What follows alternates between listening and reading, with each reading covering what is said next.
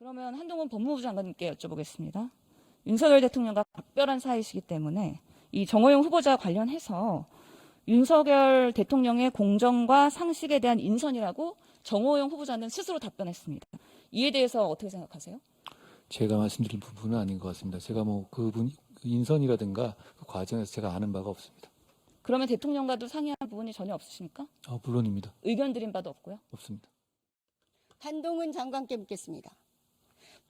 법무부 장관이 되자마자 소위 특수부 출신 윤석열 사단, 윤핵관 검사들을 요직에 기용하고 소위 반윤 검사들, 비윤 검사들은 자천을 하고 있습니다.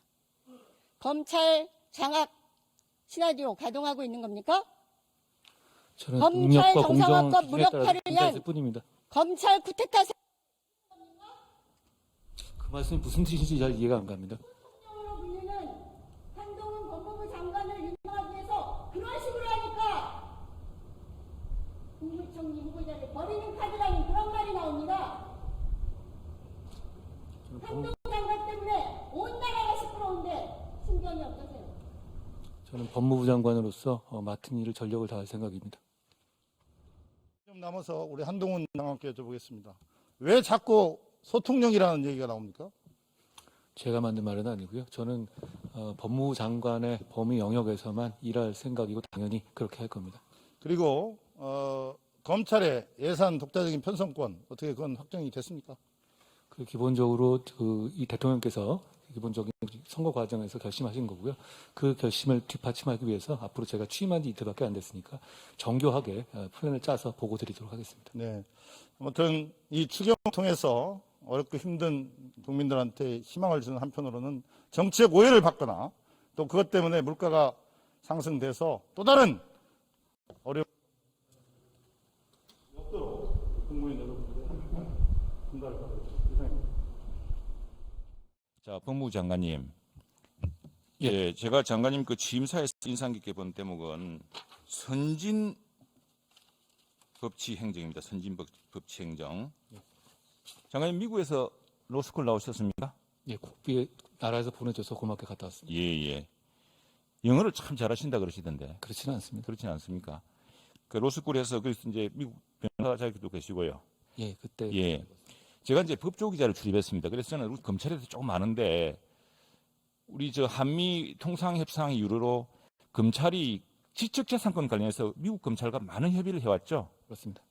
지적재산권이야말로 우리 자유기업들, 자유로운 기업들과 스타트업이 재산을 보호받고 대기업으로부터도 그 자기 재산을 원청 하청 관계 때문에 부단히 빼앗기지 않고 또 자기 재산과 자기 아이디어를 또 비즈니스 모델을 유지할 수 있는 가장 중요한 기초죠, 그게. 위원님 말씀에 공감합니다. 예. 그래서 지금 우리 이 선진법치 행정을 보고서 행정이라는 이 만을 보고서 대한민국의 미래 번영이 글로벌 스탠다드에 달려 있다. 자유민주주의 시장 경제 질서를 다잡겠다고 하는 걸 보고서 우리 기업인들이 좀 기대가 있습니다. 특히 우리가 반도체가 세계 최고 기업이 세계 수준인데 반도체의 이제 이른바 반도체 소부장 내려가면은 그 관계는 또 복잡하다고 합니다. 근데 줄곧 제기되는 게 우리 중소기업과 대기업과의 관계. 왜 미국에서는 그런 일이 없는데 우리나라에서는 유독 중소기업, 대기업과의 관계 문제, 원청, 하청의 문제, 갑질 문제, 그다음에 중소기업이 어떤 기술로 납품했다가 그 대기업한테 뺏기는 문제, 이런 문제들이 장관님 많이 들으셨죠? 예, 알고 있습니다. 그런 것들을 좀 해결할 선진법제를 우리가 연구하거나 도입할 계획이 있습니까?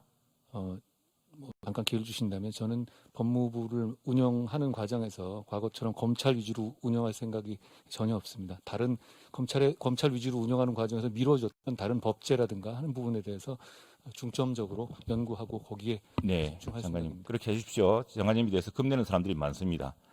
굉장히 지적이고 우리 국제 이 선진 법제를 도입해서 우리나라의 경제 펀디멘탈을 살리고 자유시장 경제를 살리겠다는 그런 장관으로 기록되도록 노력해 주십시오. 그러고 싶습니다. 네네. 인사 문제 나왔으니 우리 한동훈 법무부 장관께도 좀 질의를 드리겠습니다. 어디 계시죠? 예. 예. 장관님, 어제 첫 검찰 고위 간부 인사가 단행됐죠. 그렇습니다. 장관님, 누가 보더라도 수긍할 만한 인사 하겠다 공언하셨습니다. 저는 그런 인사를 했다고 생각합니다. 그렇게 생각하십니까? 일명 윤석열 라인이라는 검사들이 대거 중용됐다. 또 검찰 정상화법에 반대하는 여론전을 주도한 인사들로 반영됐다. 노골적인 특수통 초전문 인사라는 비판에 대해서 어떻게 생각하십니까? 저는 그렇게 생각하지 않습니다. 윤석열 대통령의 검찰공화국 시대의 시작을 알리는 것이라고 해석된다. 라는 평가가 있는데 어떻게 생각하십니까? 소위 검수완박법이 15일 전에 통과가 됐는데요. 지금 그래놓고 다시 검찰공화국이란 프레임을 쓰이는 것은 좀 안 맞다고 생각합니다. 직접 수사권이 여전히 남아있죠. 많이 축소됐습니다. 많이 축소됐지만 남아있죠. 많이 축소. 이게 어떻게 검수완박입니까? 용어 사용에 좀 신중을 기하여 주시길 부탁드립니다. 그러니까 대한민국 국민들의 대부분의 국민들이 이미 그렇게 통치하고 있어서 그렇게 말씀드린 겁니다. 그러나 법무부 장관이시면, 대한민국의 법무부 장관이시면 검찰의 수사권이 완전히 박탈됐는지, 직접 수사권이 여전히 남아있고 국민들의 피해가 돌아가지 않도록 하는 보안 수사권도 남아있다는 상황을 아시면서 검수완박이라는 단어 사용 부적절하다고 생각지 않으십니까? 이미 그것은 이미 고유명사처럼 그렇게 통용되고 있는 용어이기 때문에 검찰 그 자체가 대통령, 이제 검찰 하지 비서관, 않습니다. 검찰 장관들이 있기에 검찰공화국이라는 표현이 나오는 겁니다. 그 부분에 대해 국민들의 우려를 귀담아 들어주시길 부탁드립니다.